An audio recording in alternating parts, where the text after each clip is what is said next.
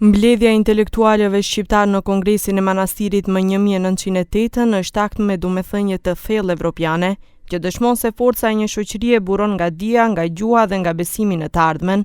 Prandaj kjo ditë është e rëndësishme edhe për shtetin ton, atë deun ton të përbashkët që bazohet në idenë se çdo qytetar ka vend të barabartë, u shpreh kryeministri Hristijan Mickoski në seancën solemne që u mbajt në qeveri për të shënuar ditën e alfabetit.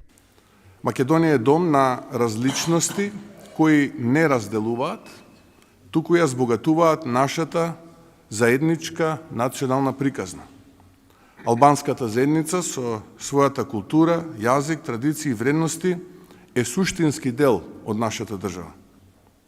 Денес, кога го одбележуваме денот на албанската азбука, одаваме признание на напорите на генерации кои се бореле за образование, писменост и културен развој, но и на сите кои денес го продолжуваат тој пат.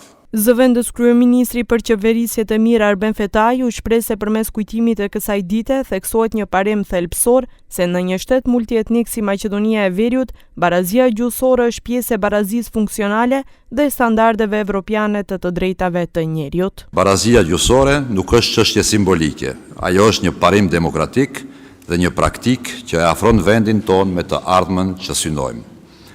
Gjuha është mjet përfshirje, jo përjashtimi. Gjuha është urë komunikimi, jo kufi mes komuniteteve.